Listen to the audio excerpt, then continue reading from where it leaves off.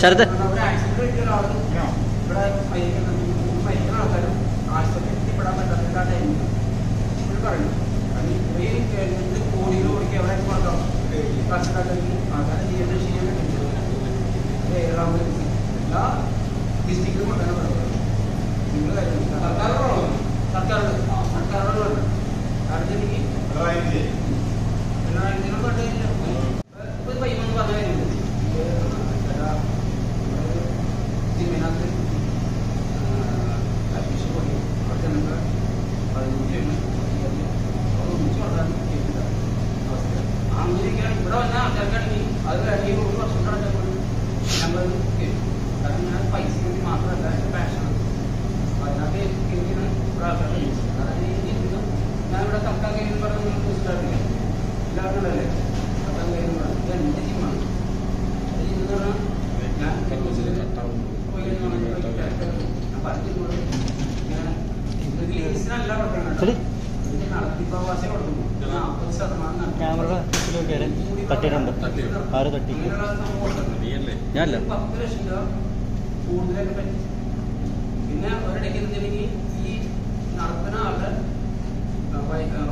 കുട്ടിയുടെ husband MBBS 3 മാസം ആൾക്കാരുണ്ടോ അപ്പൊ ഞാൻ ഇത് MBBS 3 മാസം ആൾക്കാരുണ്ട്.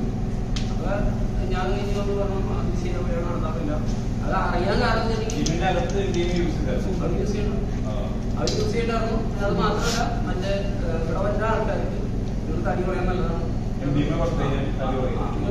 ഇവരോട്. പിന്നെ ഞാൻ ഓട്ടോമാറ്റിക്കായിട്ട് ഇതിന് അവരോട് പറഞ്ഞിങ്ങനെ ഇത് പറ്റില്ല പെണ്ണല്ലേ ഇറങ്ങാൻ പറഞ്ഞു. ഇറങ്ങാൻ പറഞ്ഞു അല്ല ഞാൻ ഇവിടെ വന്നിട്ടാണ് പറയണത്. ഒന്ന് പറയാനില്ല സംഭവം ശരിയാവില്ല എന്ന് പറഞ്ഞപ്പോഴാണ് ഇതിന് അത് ഇനി ഞാൻ ഇവിടേക്ക് പിന്നെ ഇവരെ മൈൻഡ് ചെയ്യാൻ ഫേസ് ചെയ്യാൻ വേണ്ടിയാവും. രാത്രി ഞാൻ പോയപ്പോൾ എൻ്റെ ബസ് റൂം നമുക്കറിയാലോ ഞാൻ കണ്ടില്ല പോകുമ്പോൾ ആ ബസ് റൂം അതിൻ്റെ തന്നെ ചെക്ക് സാധനം കിട്ടുന്നത്. അപ്പം ഞാൻ അത് എടുക്കാൻ വേണ്ടി ആ ഷട്ടർ അത്ര കണ്ടല്ലേ ഷട്ടർ അത്ര താത്തി അവരുണ്ടല്ലോ. ഷട്ടർ അത്ര താത്തി അവരുടെ ഉദ്ദേശം എന്താ വെച്ചാൽ രാവിലെ മുതൽ തുറക്കില്ല. ഇവിടെ വന്നൂർ തന്നെ ഇവിടെ പൊക്കണം ഇത്രയേ ഉള്ളൂ 15 ഉള്ളൂ. ഈ പ്രായമുള്ള ആൾക്കാരെ പോയി പൊക്കാൻ താപ്പല ഞാൻ വന്നപ്പോഴും അങ്ങനെ എടുക്കാം. എൻ്റെ താപ്പലുണ്ട്. എനിക്ക് വേറെ നോക്കേണ്ട ആവശ്യമില്ല. എൻ്റെ ഡ്യൂപ്ലിക്കേറ്റിലേക്കാണ് അത് കൊടുക്കുന്നത്. അവർ പറഞ്ഞിട്ട് ഞങ്ങൾക്ക് ഈ തുറന്നതാണ് ഇതാണ്. അതിന് ഗ്ലാസിൻ്റെ ഡോറുണ്ട്. അത് തുറക്കും. തുറന്നു കഴിഞ്ഞപ്പോൾ ഈ ഷട്ടർ ഞാൻ വീണ്ടും പൊക്കട്ടെന്ന് വിചാരിച്ചിരുന്നാൽ ഞാൻ പൊക്കി കഴിഞ്ഞിട്ട് ഞാൻ എന്തായിരുന്നു പിന്നെ രാവിലെ വരുമ്പോൾ മറ്റേ ഈ പ്രായമുള്ള ആൾക്കാർ പൊക്കണം. ഞാൻ അങ്ങനെയാണ് കയറി ഈ സാധനമാണ് നിങ്ങൾ കാണുന്നത്. ഇത് കണ്ടിട്ട് ഇതിൻ്റെ ഇവര് ഇവിടുത്തെ വിഷയം എടുത്തിട്ട് ഇവിടെ ക്യാമറ ഉണ്ടെന്ന് എനിക്കറിയാലോ. എൻ്റെ ജിമ്മല്ലേ ഇവര് വിശ്വസിച്ച് ഇരിക്കുന്ന ഒരു കാര്യം എന്താ അറിയും വിചാരിച്ച ക്യാമറ വർക്ക് ചെയ്താലാണ് നമുക്ക് നിങ്ങൾ ശ്രദ്ധിച്ചാൽ മതി. നമ്മൾ ക്യാമറയുടെ ഉള്ളിൽ ലൈറ്റ് കത്തണമെന്നില്ല ക്യാമറ വർക്ക് ചെയ്യാം. ഇന്ന് കള്ളന്മാർക്ക് ഏറ്റവും പറ്റുന്നത് പറ്റാറുണ്ട് മനസ്സിലാക്കി. അതായത് ഇത് വിചാരിക്കും നിങ്ങൾ ലൈറ്റ് കത്തുള്ള വർക്ക് ഉണ്ടാവില്ല വിചാരിക്കുന്നത്. ഞാനത് തെറ്റത് പറയും. ഞാനത് തെറ്റത് അവർക്കറിയില്ല. അവര് ഇവിടെ ചെയ്ത് പൊക്കിക്കുന്ന സാധനങ്ങളൊക്കെ എൻ്റെ മനസ്സിലായോ. അപ്പൊ അവര് ഏതറ്റം പോയാൽ പോലും നമ്മൾക്ക് ഏതറ്റം പോയാൽ പോലും ഞാൻ കേസായിട്ട് കാരണം എനിക്ക് അപ്പൊ ഇവരുടെ വക്കീലത് ഞാൻ വിളിച്ചായിരുന്നു. നമുക്കിത് കോംപ്രമൈസ് ചെയ്യണം. ഇവർക്ക് 10 ലക്ഷത്തോളം എനിക്ക് തരാനില്ല. ഇത് കൊടുക്കാൻ കാരണം എന്ത് കേസ് കൊടുത്ത് തുടങ്ങിയ പ്രശ്നവും അതാവുണ്ടാവും. അതായത് ഇതോടുകൂടി എൻ്റെ ഈ കേസ് കൊടുത്തിരിക്കാതെ പെണ്ണൽ കേസ് കൊടുക്കുന്നത്. അതായത് ഞാൻ 100% നേരെ സുപ്രീം കോടതി കേസ് അത് മാസം അറിയാൻ നോക്കി ക്യാമറ കാണില്ലല്ലോ. അത് രാത്രി സ്ഥലത്ത് ക്യാമറ ഇപ്പോഴേ ക്യാമറ നോക്കുന്നത് അല്ല കറക്റ്റില്ലാതെ CCTV വർക്ക് ചെയ്യുന്നത്. CCTV വർക്ക് ചെയ്യും അതൊക്കെ വർക്ക് ചെയ്യും. നിങ്ങൾക്ക് അറിയുമ്പോഴുണ്ട്. അതാണ് ഈ കള്ളന്മാർക്ക് പറ്റുന്ന പ്രശ്നങ്ങൾ. അപ്പൊ അങ്ങനെയാണ് ഈ കാര്യം ഇവിടെ നിങ്ങൾ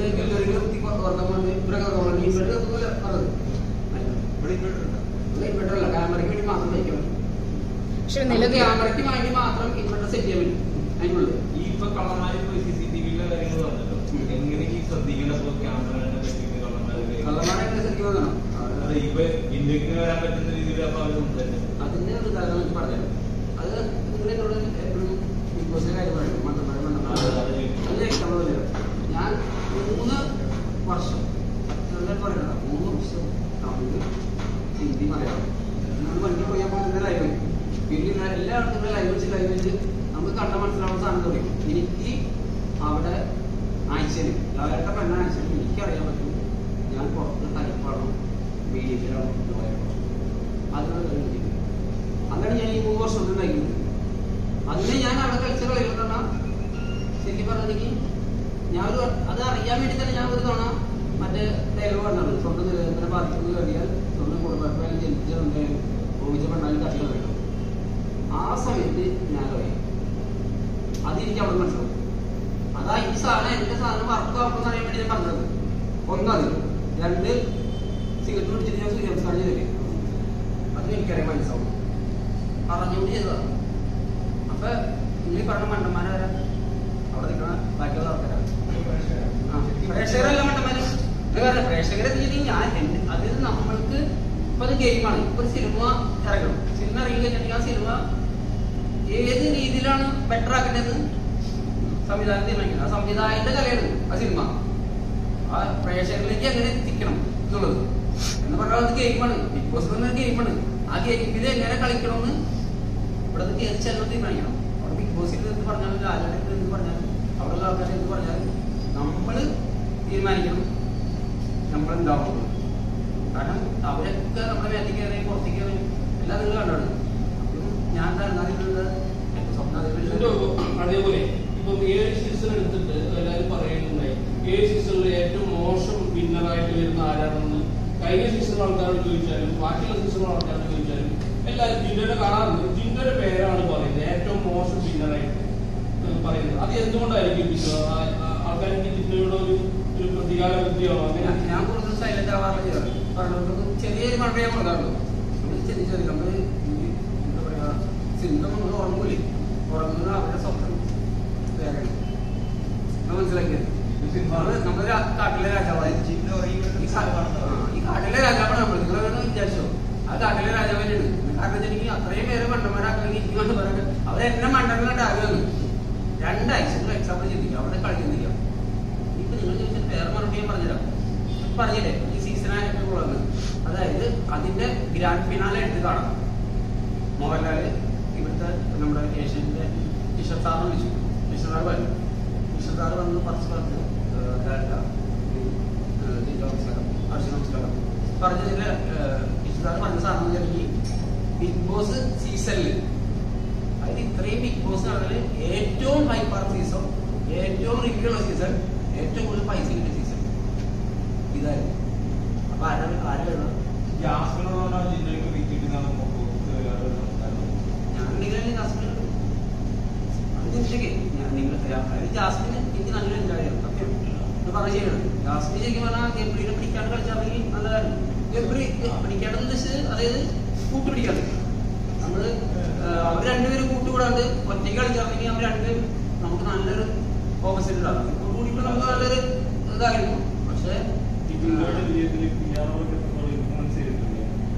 വർക്കിനെ കുറിച്ച് പറയാം. PR വർക്കിന്റെ എന്താ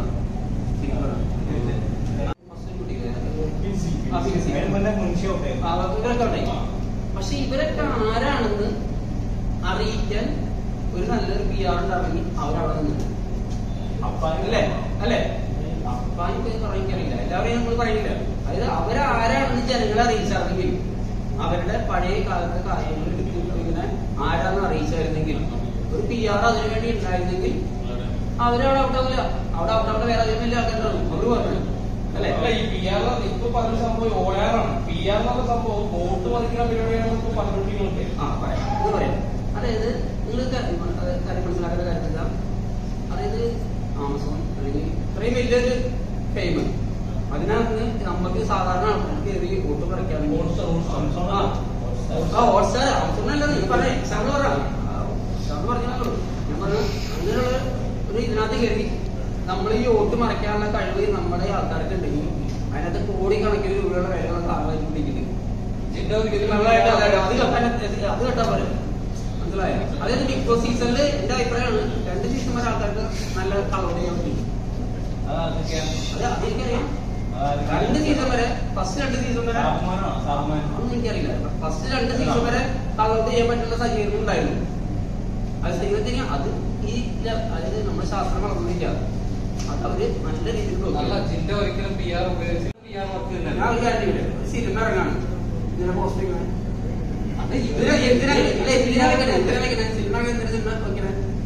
സിനിമയ്ക്ക് എന്തിനാ PR? ലാലേട്ടൻ നമ്മൾക്ക് അറിയില്ല. ലാലേട്ടന്റെ പോസ്റ്റ് നമുക്ക് ലാലേട്ടൻ പടം അറിയാമല്ലേ?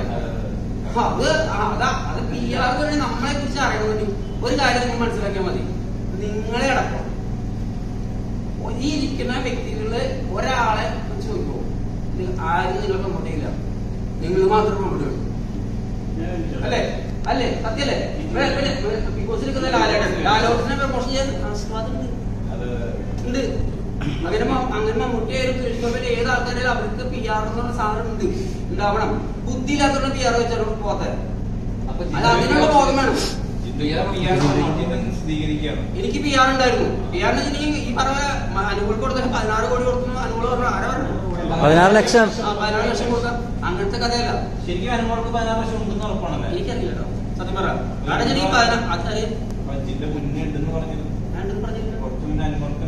ഞാൻ അനുമോൾക്ക് 16 ലക്ഷം രൂപ ഉണ്ടെന്ന് പറഞ്ഞില്ല. അതായത് നിങ്ങളെ മീഡിയക്കാരും ആൾക്കാരും പറയുന്നത് 16. എക്സാമ്പിൾ പറയട്ടെ, ഇന്നലെ തന്നെ ഒരു 2 പേര് പുറത്തയക്കണ ഏതൊരു ചക്കൻ പേര് പോലും എനിക്കറിയില്ല. ഏതാണ് അവയെ കൊണ്ടുപോയിരുന്നു എനിക്കറിയില്ല. അതായത് കിളുത്ത സാധനം എന്നിട്ട് പറയാ ചിന്ത അങ്ങനെ PR ജയിച്ചേ, അങ്ങനെ PR ആൾക്കാർ ജയിക്കരുത്. എന്നിട്ട് അവനവിടെ അവന്റെ അവിടെ PR ലാണ്. ഇത് തോന്നണ്ട അവന് PR ലാണ്. അവിടെ കയറിയാണ് എല്ലാവർക്കും PR ഉണ്ട്. എല്ലാവർക്കും PR ഉണ്ട്. ഞാൻ പറഞ്ഞില്ല PR ഉണ്ടായിരുന്നു. PR എന്തിനാന്ന് മനസ്സിലായോ? ഞാൻ 16 ലക്ഷം വോട്ടിന് കൂടി ജയിച്ചിട്ടുണ്ട്. ഈ 16 ലക്ഷം വോട്ട് വെറുതെ ആൾക്കാർ ചെയ്യുമോ? ആർക്ക് ഞാനാ ഇവിടെ ശരിക്കും പറഞ്ഞിട്ടുണ്ടെങ്കിൽ 1.5 ലക്ഷം എടുത്ത് കൊടുത്തു. അത്രേ ഉള്ളൂ. 1.5 ലക്ഷം എടുത്ത് ഞാൻ പോയിപ്പ് കൊടുത്തിട്ടില്ല, കുറച്ച് കൊടുത്തു. ജോൺസ് കുറച്ച് കൊടുത്തു, ബാക്കി 12 കൊടുത്തു.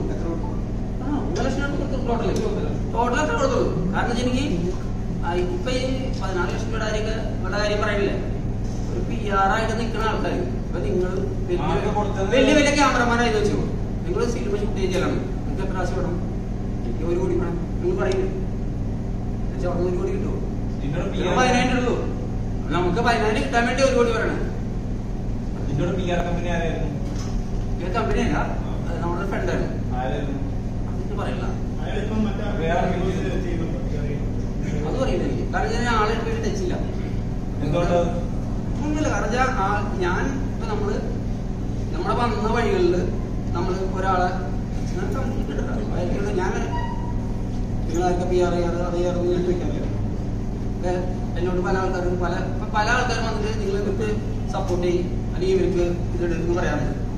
പക്ഷെ ഞാൻ ആർക്ക് വേണ്ടി പോസ്റ്റ് ഇട്ടുള്ള ആർക്ക് വേണ്ടി പോസ്റ്റ് ഇട്ടില്ല. പിന്നെ ആ രേണുസുതി ചിലപ്പോൾ നടത്തി കേട്ടാണ് രേണുസുതി അവിടെ ഇട്ടെന്ന് പറയാൻ കാരണം അറിയോ?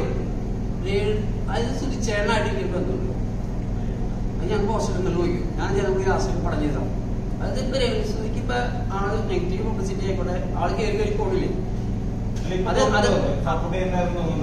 അല്ല, അതെന്താണെന്നറിയോ? അതിന്റെ കേൾക്കുമ്പോൾ കാരണം എന്താ അറിയോ?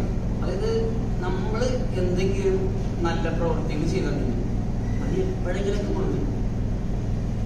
ചേട്ടൻ ചെയ്തിട്ട് ഗുണമായിരിക്കും ചിലപ്പോ. ഇല്ല കാരണം അപ്പൊ ആ സമയത്ത് ചേച്ചിപ്പടെ നിന്ന് വിൻ ചെയ്തു.